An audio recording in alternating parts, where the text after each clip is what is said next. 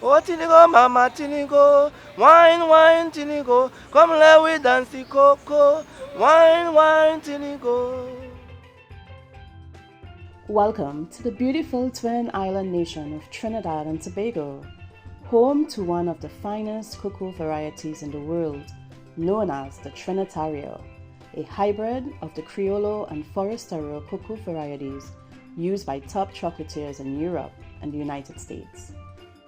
Trinitario, the name Trinitario literally means native of Trinidad. So we have a unique flavor that really rich and brown fruit flavor, a little floral and a little citrus. My name is Anthea Grant and I am a Masters of Historic Preservation student at the University of Florida. My research thesis is entitled Traditional Dance and Other Intangible Cultural Heritage Practices of Cocoa Farming in Trinidad and Tobago. Cocoa did not begin here. It crossed the seas, carried first by the Spanish, planted in Trinidad soil in the 17th century. What arrived as a crop became something else.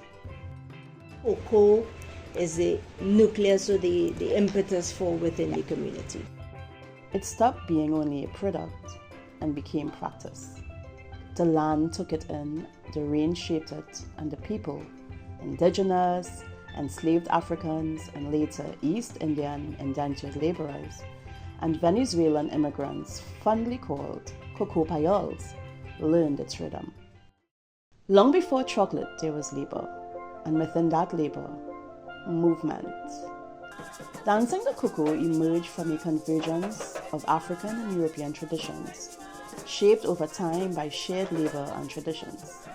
Through the cocoa payols, Spanish songs and instruments wove themselves into the rhythm, giving rise to parang music. Rio Manzanares, te amé pasar que mi madre enferma me ando llamar. Rio Manzanares, te amé pasar que mi madre enferma me ando llamar. This was not performance. The feet turned the beans, drying them, polishing them for the global market. You see, what you do when you dance the cocoa is that you polish the beans. And as I would have said before, when you polish the beans properly, you fetch a higher price. This dance came from many places, perhaps from Cuba, born in the fields of enslaved Africans in America, feet speaking when drums were forbidden. Drumming then became part and parcel of the process of dancing the cocoa to establish rhythm.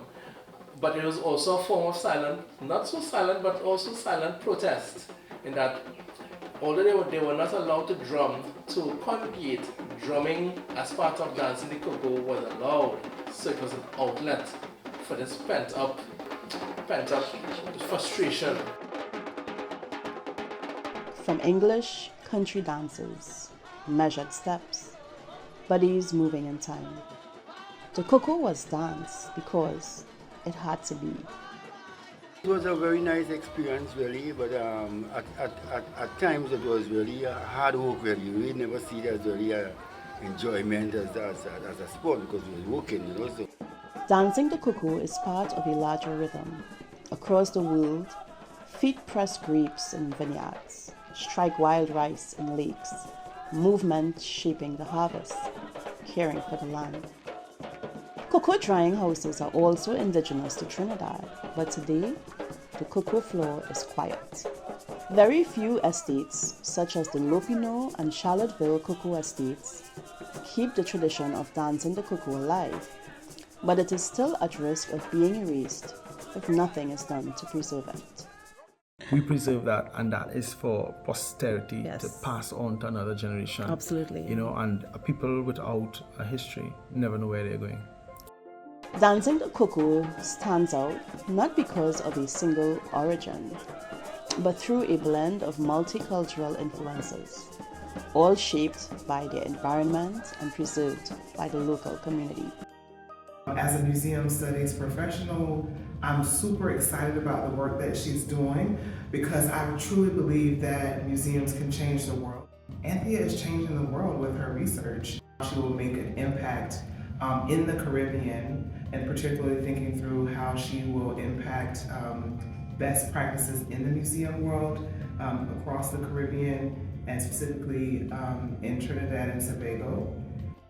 We were inspired to apply to this grant with Anthea's thesis focusing on cocoa heritage, and as she would provide unique cultural insight as someone born and raised in Trinidad. Our historic preservation program champions training future practitioners to steward both tangible and intangible heritage worldwide. This grant enabled Anthea to collect 10 oral histories, which will be archived at the University of Florida through the Samuel Proctor Oral History Program and also at the Digital Library of the Caribbean. Anthea has launched a story map that has already been viewed over 350 times, and she shared findings with 80 attendees at a public presentation in December. These results show how research can preserve history and inspire the future. This research captured this living tradition in its natural settings through live performances and oral history interviews.